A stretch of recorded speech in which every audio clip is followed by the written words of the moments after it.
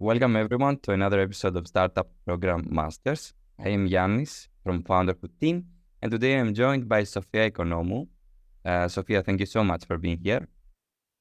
Thank you, Jan. It's very nice to be here. It's a pleasure to have you. Sofia is the partner manager in Tenity, which is the global innovation agency with services for corporations, for startups, for investors, and generally multiple activities around the globe. You will have the chance to explain to us a bit more about it. But before we go and dive into Tenity, would you like to tell us a few things about you, about yourself, and how you ended up in Tenity? Yes, I'm happy to do so. So my name is Sofia Oikonomou. I'm Greek by origin. I have been now working abroad over the last 10 years.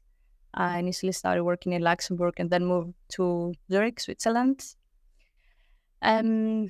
Background, a bit of diverse background, so mainly economics. But then I was also interested in education. So I actually became like a teacher and a professor in economics, which actually then gave me the opportunity to interact a lot with young people. And I had encountered many times, people like having a passion and approaching me and asking me, yes, okay, yeah, I'm going to go and give my exams to become a lawyer, but my passion is this and that. And this actually opened up for me the whole, window of entrepreneurship.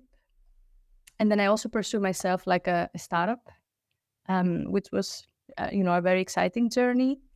And then this led me up actually then to continue further with my studies. And I did actually a second master's degree in entrepreneurship and innovation. And then I actually somehow found it up myself working in incubators and accelerators and working, in between startups and big corporations. Amazing. So from an economic background, from teaching actually, you switched to entrepreneurship startups. I also saw on your profile that you were a startup coach in a program about fintech, if I remember correctly, design thinking coach. Correct. Yeah, quite a diverse background. So yeah, I have been also like coaching myself startups. I'm mainly working on the fintech and insurtech space, so with financial and with insurance startups. And I have also been working in the Swiss stock exchange. I have been working with these different business units, and I have been applying the design thinking methodology, which actually can help teams to derive from a challenge, a problem that they had identified internally, and guiding them also as a coach along the process and enabling them to identify, a solution, and then also go probably to the next step, which is kind of prototyping, and the final step, which would be going back to the management and like pitching, for getting funds. Design thinking methodology is a very, important way of working when it comes to not creating innovation, but somehow like, following up innovation, like the process of doing innovation.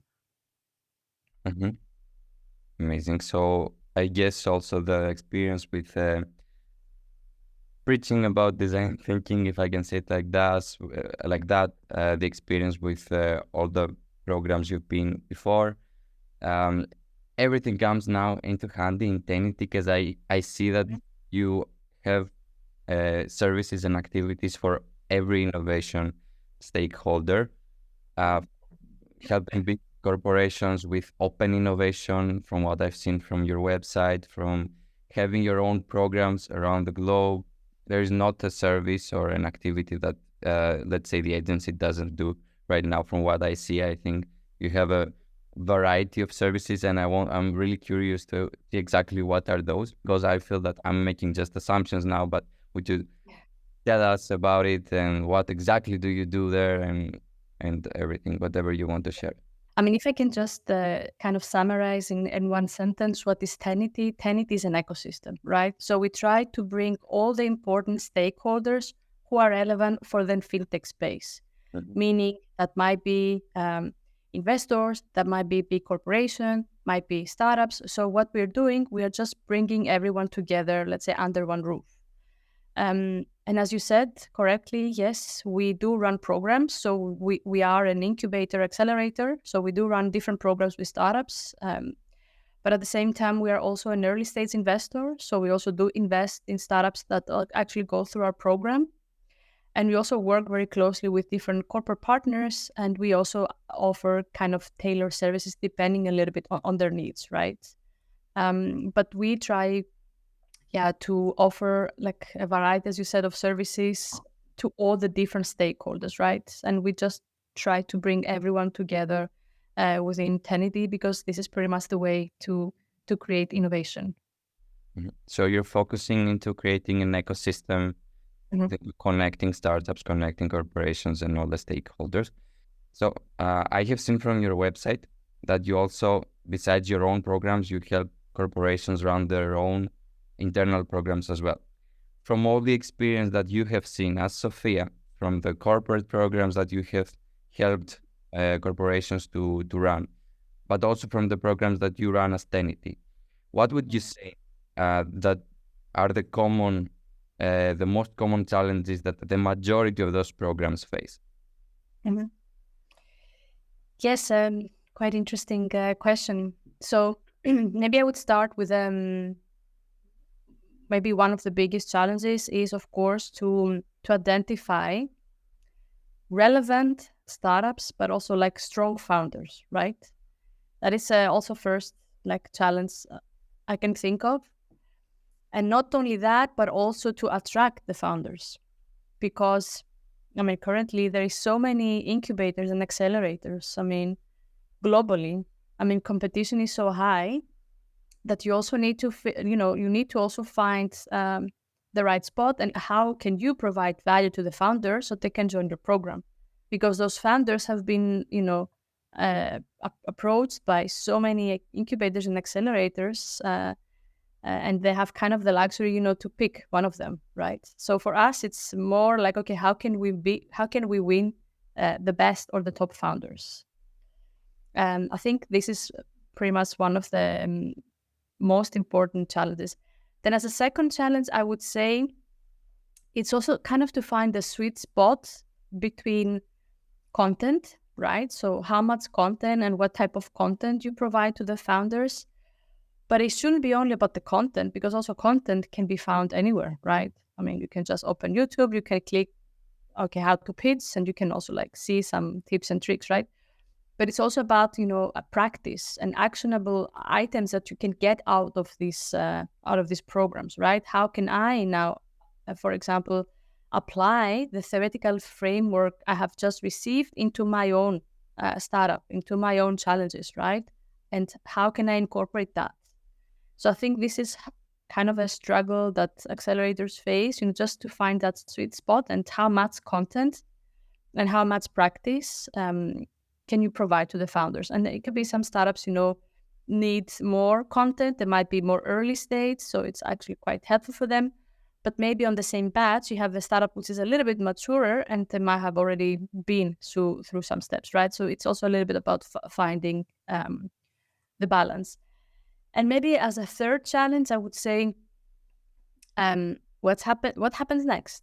Yeah, I mean, being in a program, it's great, a lot of insights, a lot of knowledge, but what happens after? So founders also need to be taken care of after the program, post-program, right? And this is also something that accelerators also have been, challenging on how to manage and how to do, and what kind of services and how can I support founders. Because of course, if the startups are successful, then it also will make you as a program successful, and it will speak, on their behalf. So this is what I think are the most important challenges, or at least from what I've seen.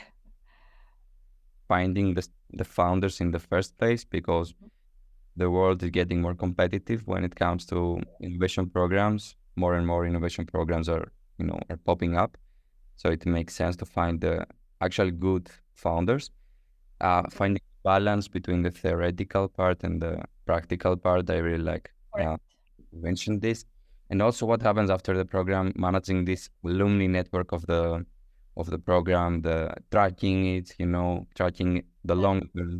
success of it, because it actually reflects to the impact that your program had, few years back when you actually helped the farm. So it's really important indeed. And let's say those are common challenges that you've seen from all the programs, but I'm curious, since Tenity is running in different locations in the map. You have Singapore, you have Zurich, you have the Nordics, you have Madrid, and many other locations from what I've seen. Have you noticed any difference in the way that startup programs operate in those different regions, or in the way that founders approach innovation and entrepreneurship? Yeah, so I've noticed some differences. I don't think they're major, but more minor differences. But I think once you have kind of a structure as an incubator, and that you can easily apply and kind of replicate it to other locations. But always you need to adjust it. Why? Because the ecosystem is different. The stakeholders also might look a little bit different, right? And then we also have to consider, for example, like some topics are of a little bit more advanced in some locations than others. For example, in Asia, we see a lot of, for example, Web3 solutions happening currently, right?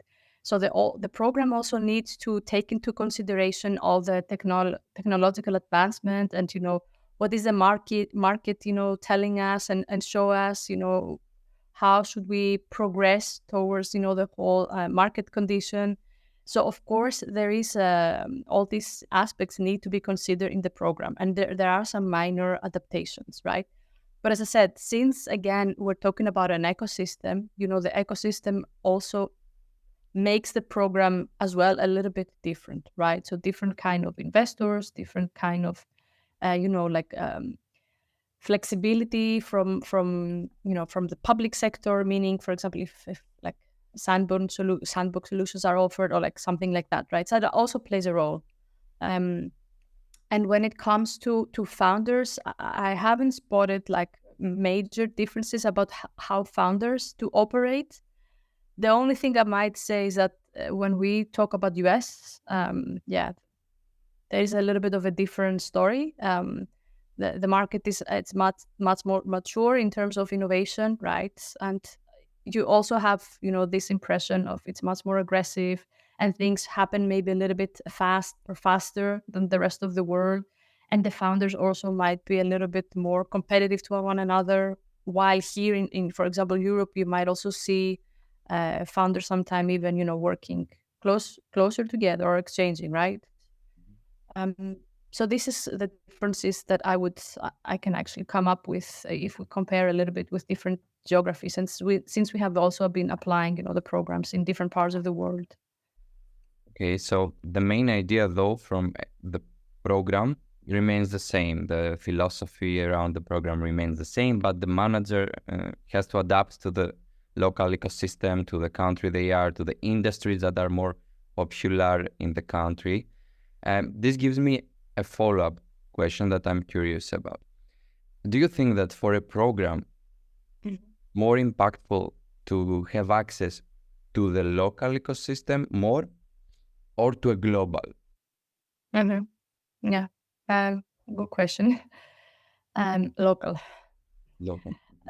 Of course, global makes it much more exciting, much more sexier, and it's always good to have. But I think local might give higher impact.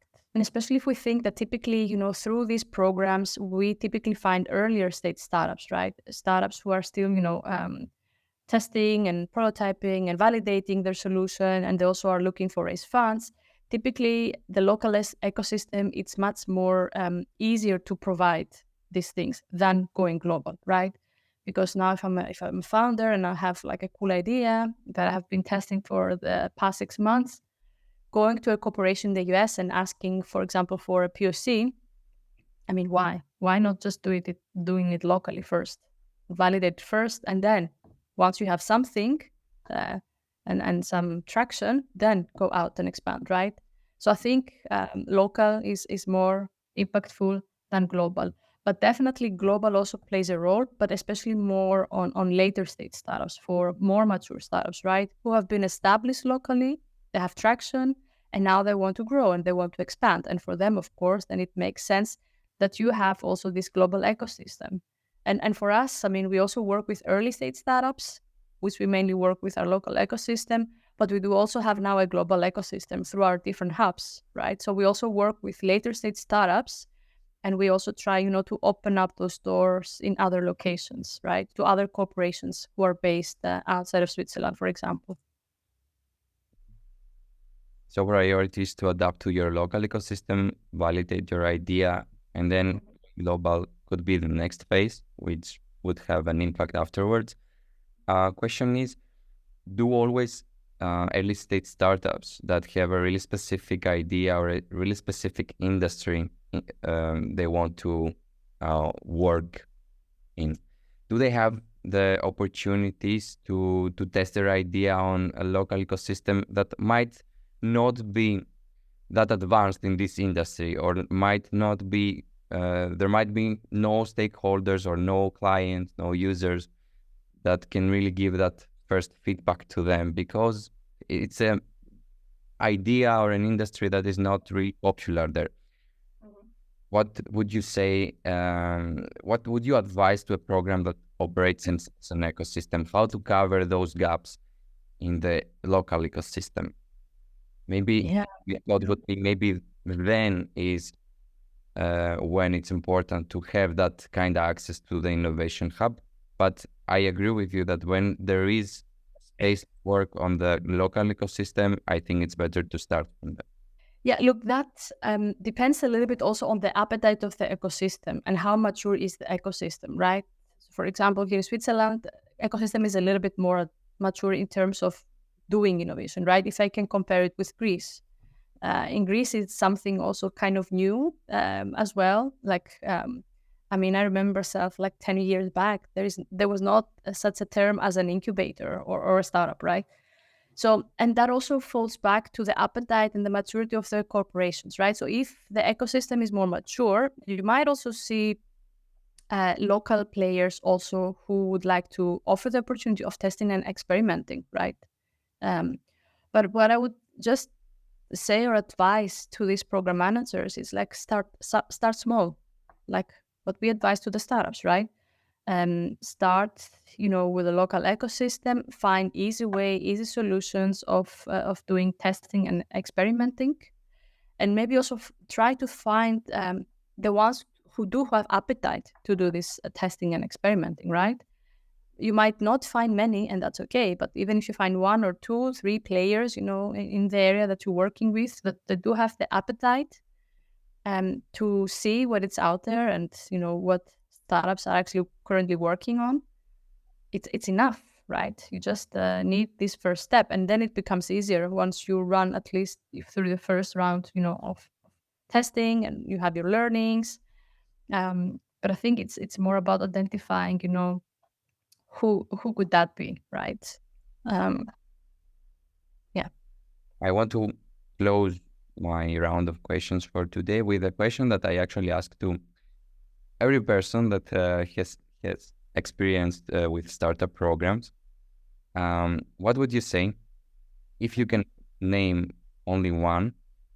What would you say is one factor that can make a startup program really impactful and successful? If you would name only one thing. Yeah, I think it's bringing together the local ecosystem, right?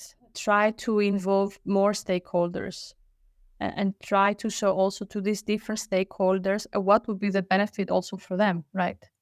I think it's important, to create this aspect of an ecosystem, of a community, and then the rest or the magic will happen, hopefully. So I will quote you, bringing the right people together or something like this, you would say. Yes. Thank you a lot. That was all my questions for today. Thank you a lot, Sofia, for joining us and sharing your experience with Tenity and with working with corporations and startup programs in the whole world. I am really amazed of how many locations you have, in how many countries you're operating. Thank you for being here today. Thank you. It was my pleasure. And I like the questions, and I hope we can provide some value to the people who are watching, and happy also to get connected through LinkedIn, and also continue the discussions. But thank you very much for today and for the discussion that we had, Yanis. Thank you. And for the people that are watching, all the relevant links, website and LinkedIn from Sofia and Tenity will be in the descriptions. So you can find them and connect with Sofia if you want to work with her or to want to chat with her. I give permission myself to invite people to text you. And for the next episode, stay tuned. And that's it.